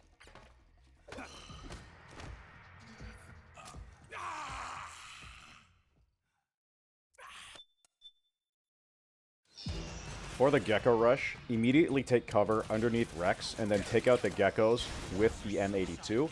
Your top priority are any Gekkos that jump inside your space, or if they're suicide Gekkos, take them out before they cause a problem. You may get shot, but as long as you crouch underneath Rex, you're generally safe from most geckos, and Snake will start to heal. If you're really low on health, take cover with a healing song by using your iPod, and otherwise, just pick them apart. It's not especially difficult, but if you get careless, you can die.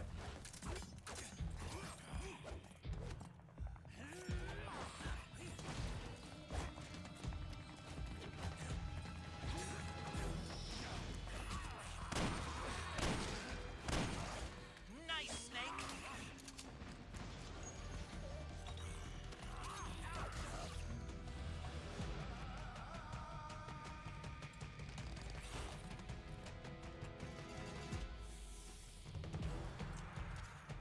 Watch out!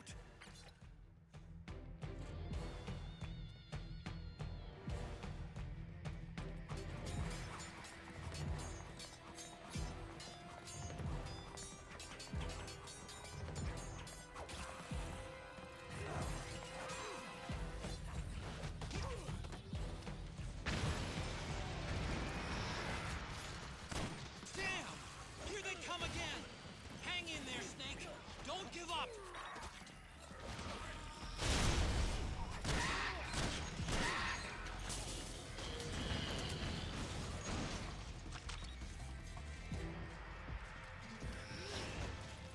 Above you! They're coming from above!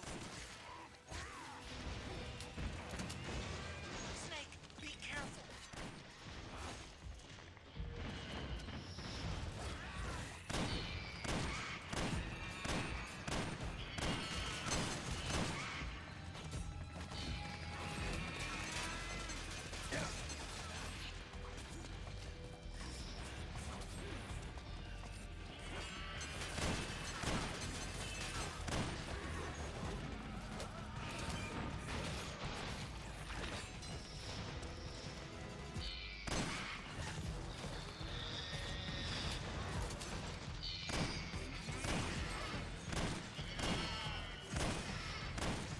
That's it, Snake!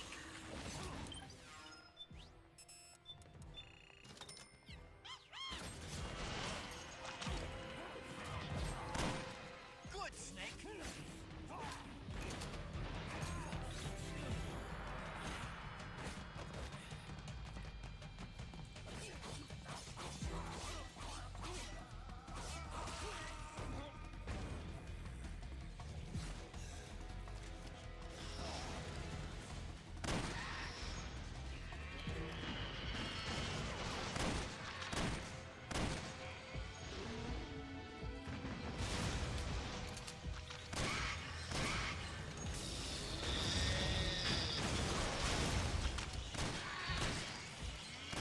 Left!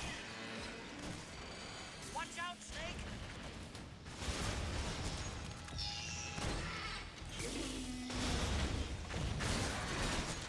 Good, Snake!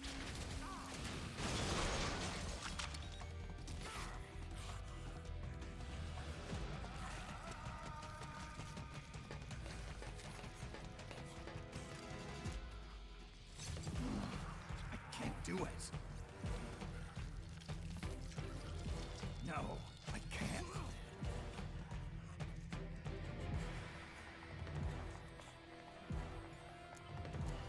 I can't shoot. I can't do it.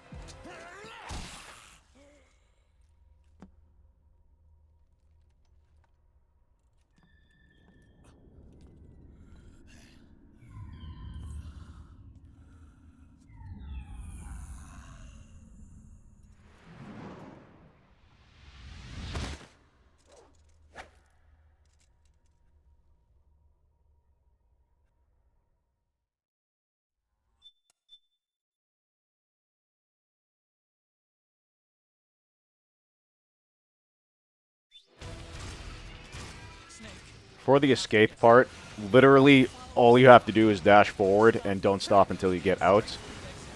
It's really that simple. There's nothing special to it. I've made Rex's control manual.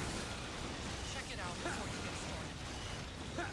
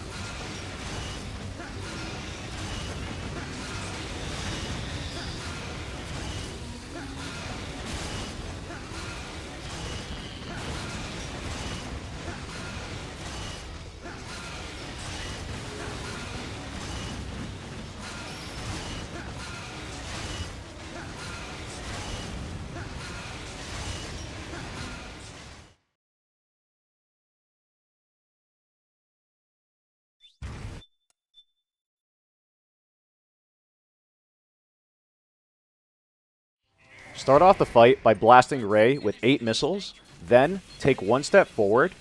When Rex wobbles back into place, point the laser at the docks, which causes Liquid to jump forward.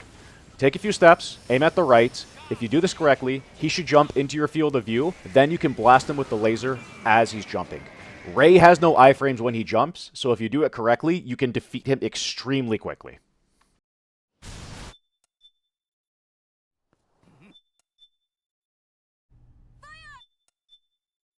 Act 4 went pretty well. I would say the major barrier to a better time would have been Crying Wolf, mostly due to where she spawned, and the fact even if she spawns in a good area, it's really hard to approach her in the suit without taking it slow, but I'm quite happy with that time.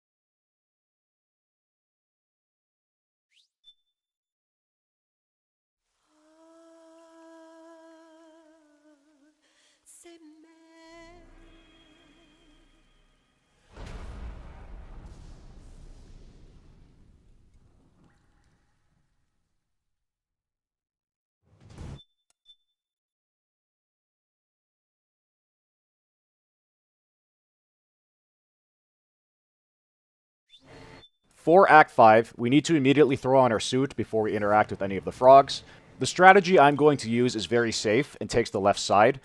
I equip chaff grenades, the Mark II, stun grenades, and smoke grenades. I also leave the 5th weapon slot blank so we can equip the M4 without having to menu. The strategy I use involves using stun grenades to take out the frogs as they hop in. I tranquilize them when they're knocked out so they're asleep for longer, and then eventually I'll use the chaff grenade to distract the Gekko. So from that first stun grenade, I notice the second frog didn't get knocked out, so I wait before she gets knocked out, because if I go forward too early, she will spot me. Once I knock out the second frog with the tranquilizer, 2 more frogs will hop down. When the second one drops, I will throw the stun grenade again.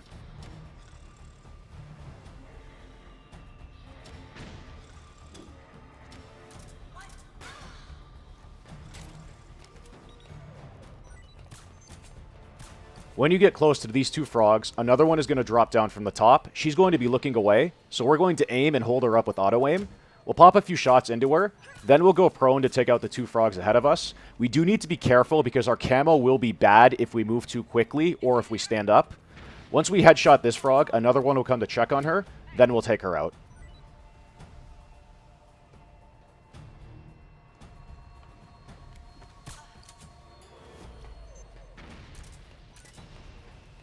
We're going to hide by this corner as a Gekko is going to drop down. When his vision turns to the right, we're going to throw a chaff grenade, wait for him to turn fully, and then book it to the left around the cylinder. We go around the left side of the cylinder because there is a sniper on the top left who can see us if we leave ourselves too exposed. Once we book it to the watertight door, I use turbo to mash it open as fast as possible. MGS4 does allow turbo for speedruns, most notably for the watertight door and the microwave hallway. You can hold down Y, but Snake will open it slower, and I didn't really want to lose a run to mashing. Anyway, we made it. There's no more stealth. At this point, it's just the Frog Rush, Mantis, and Liquid. Did you say microwave? Sounds like the perfect job for me.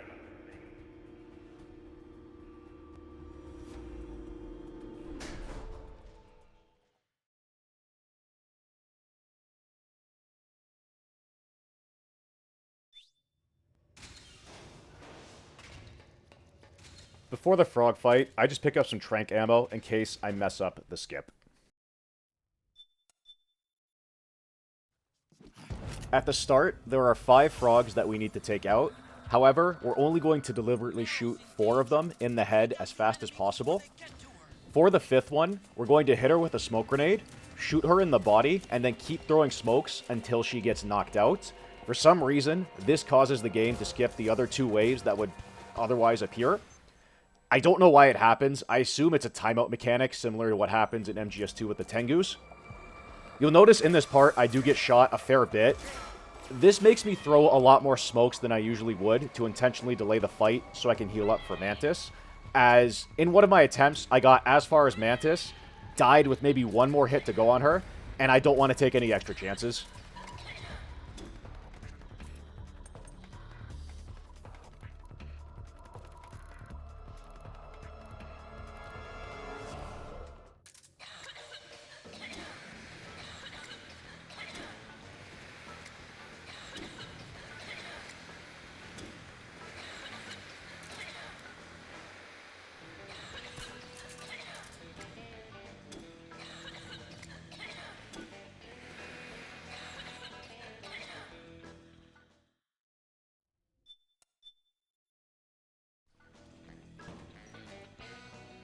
For the Mantis fight, you need to start by using the syringe to get rid of her strings on you. Then, we're going to continually shoot the Mantis doll with V-Ring ammo. This also has the additional benefit of making sure we don't accidentally kill Meryl or any of the other frogs. In a new game run, you would use the buckshot ammo, but since we use the solar gun to take out the beauties, we don't have to worry about wasting V-Ring ammo. We can save it all for this fight. The trick to this fight is don't aim your gun until Mantis stops moving. If you try to pre-aim where she's moving, she'll do a quick shift to the right or left. It's going to mess up your aim, and while you're adjusting, the frogs are probably going to shoot you, or she's going to rush you down. You need to wait for her to stabilize, then aim and fire. Using V-Ring or buckshot is really good because it has a wide spread, and you only need to do one hit. You don't have to be precise with it. Not acting of her own free will. Don't do anything to hurt her. Knock her out if you have to, but don't hurt her.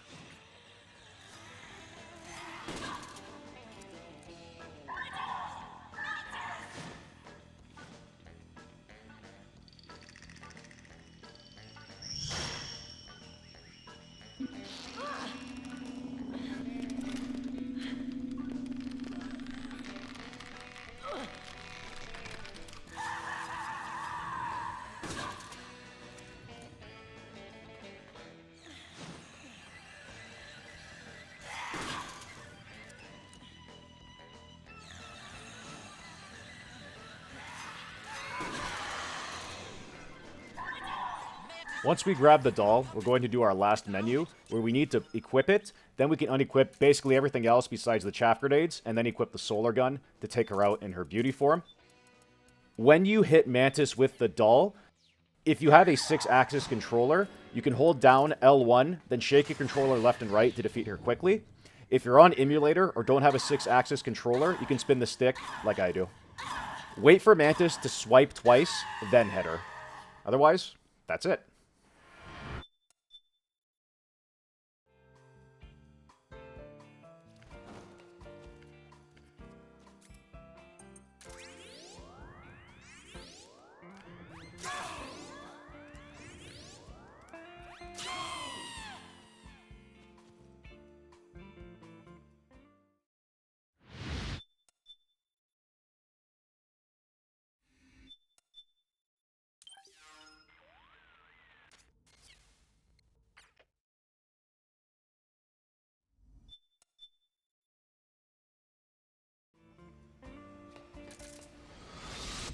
Enough is enough, Snake.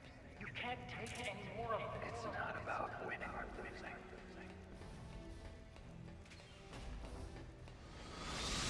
The tongues of dying men enforce attention like deep pond where words are spent. They are seldom said with faith. Why don't we get somebody else? I've got nothing to lose. You were the lightning in that ring. I still shine through the darkness. Go! Hurry! Sorry. We'll meet again on the other side. Time to do your duty. Failure will spell doom for the human race. Go!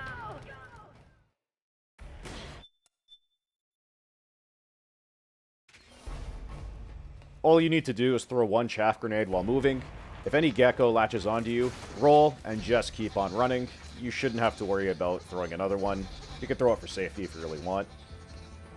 Otherwise, after this, we have the microwave hallway, and then the liquid fight. So this is the last room that we can have our suit on. The game will take it off for us afterwards.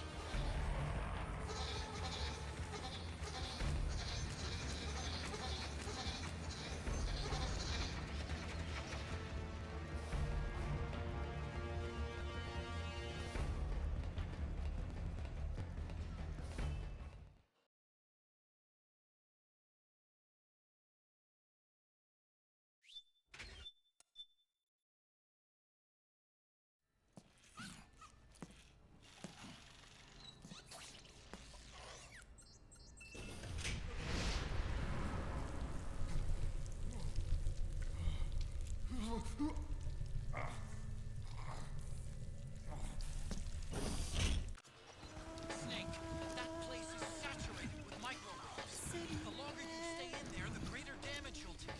Get through there as quickly as possible.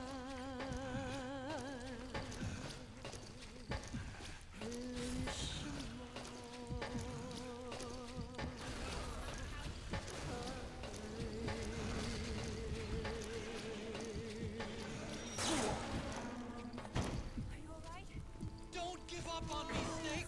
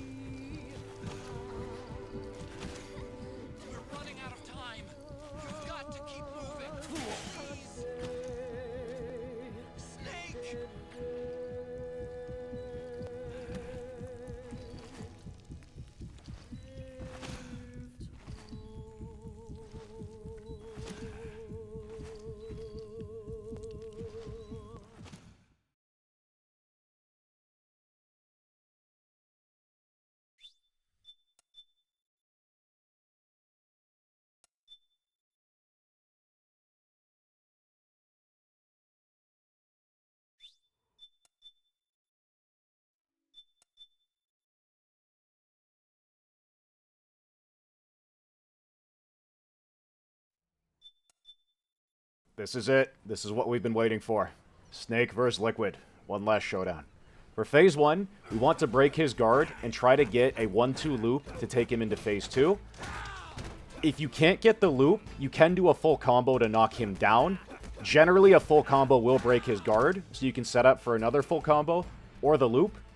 It's not that hard to do.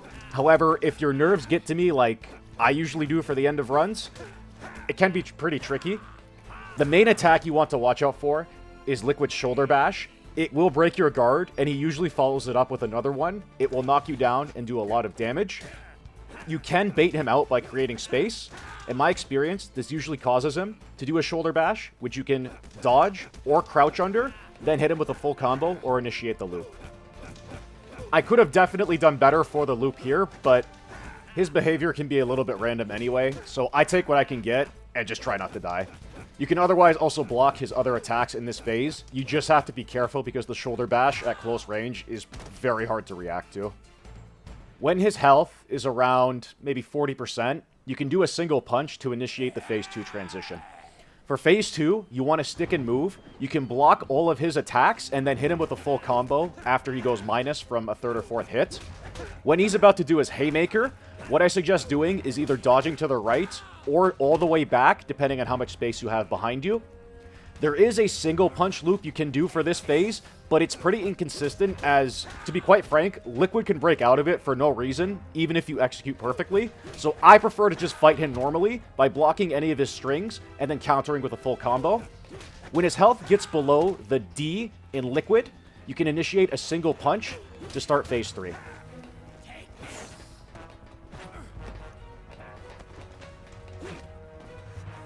Phase 3 is the big one.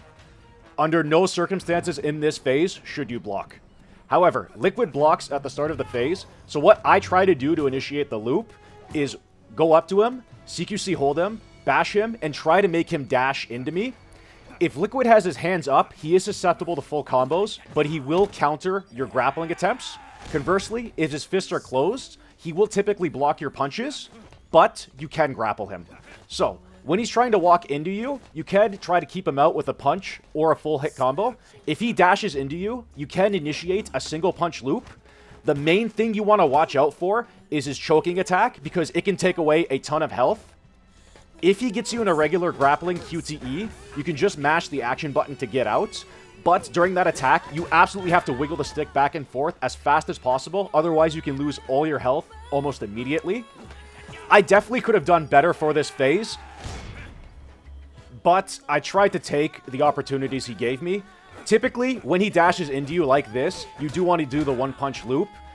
When his health is around the T and Ocelot, that's your cue to initiate a single punch to go into the last phase. The last phase, you can technically die, but it is pretty much cinematic. Make Snake take a few steps forward, and then start mashing the punch button, and don't stop. As long as you get the first punch, you can get all the other punches you need to end the fight.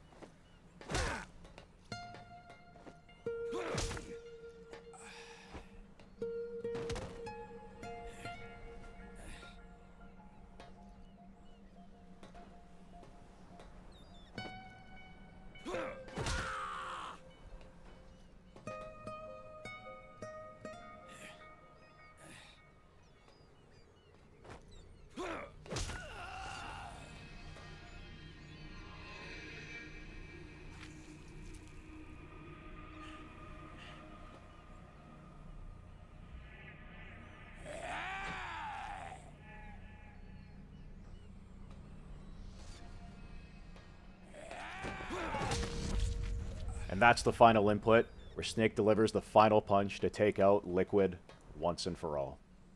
Well, not exactly Liquid. But his mission is complete, and so is this run. The only thing left to do is go over all the credits and the epilogue. If you'd like to skip to the time listed in the description below, this is where I give my shoutouts and special thanks to all the people who have helped me throughout this run.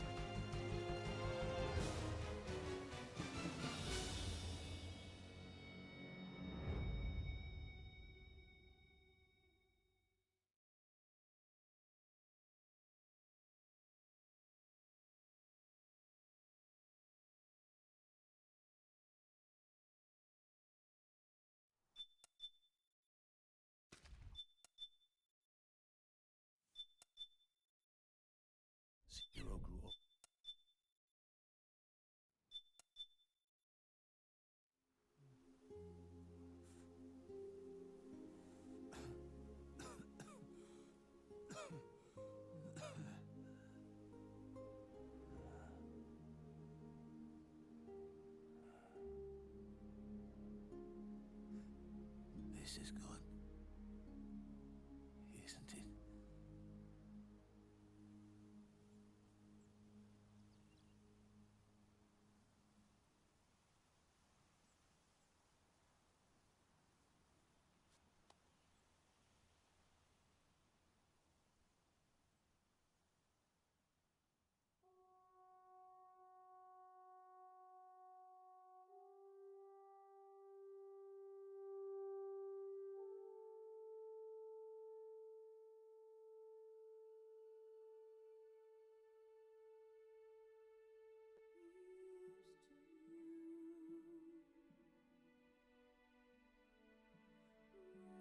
It's at this point I would like to thank all the people listed on screen here for their help throughout this run.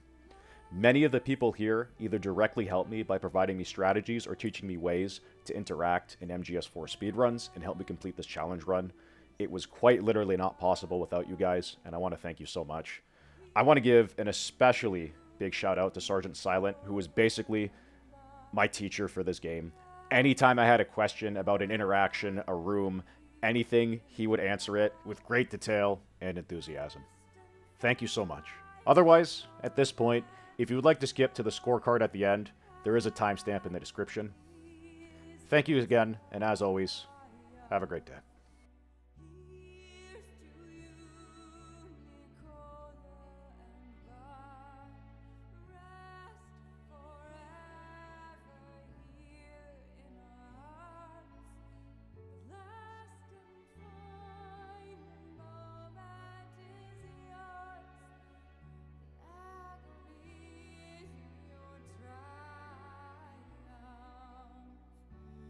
Here's to you,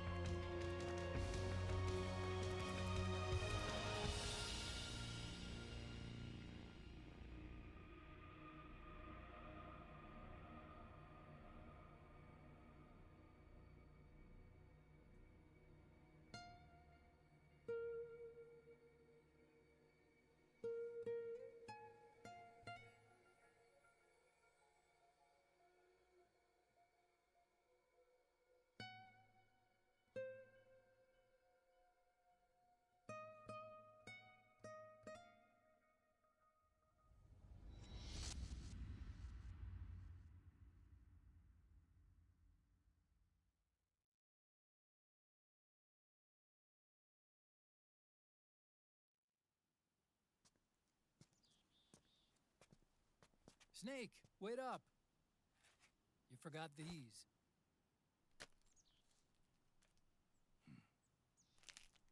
No thanks. I'm quitting. Snake, These things will kill you. where will you go? Our fight is finished. There's nothing left for us to do. No. There's one thing I still have to do. I have to see this age off. See what the future brings. Sounds good to me. I'll go with you. Otacon, I'm gonna be dead soon. You don't have to come. You said it yourself, Snake. There's nothing inside you can pass on to the next generation. No genes, no memes. You're man-made. You're a beast. I know. A blue rose. There won't be any happy Beauty and the Beast ending for me. What little time I have left will be spent living as a beast. A shadow of the inside. Of the old age. Exactly. That's why you need me. As a witness. A witness. Yeah. Someone on the outside to bear witness to your final days. Someone to pass on your story. Not that I'm the only witness. But I'll remember everything you were. And stick with you to the end. Otacon. Besides, you wouldn't let me suffer Sonny's eggs alone, would you?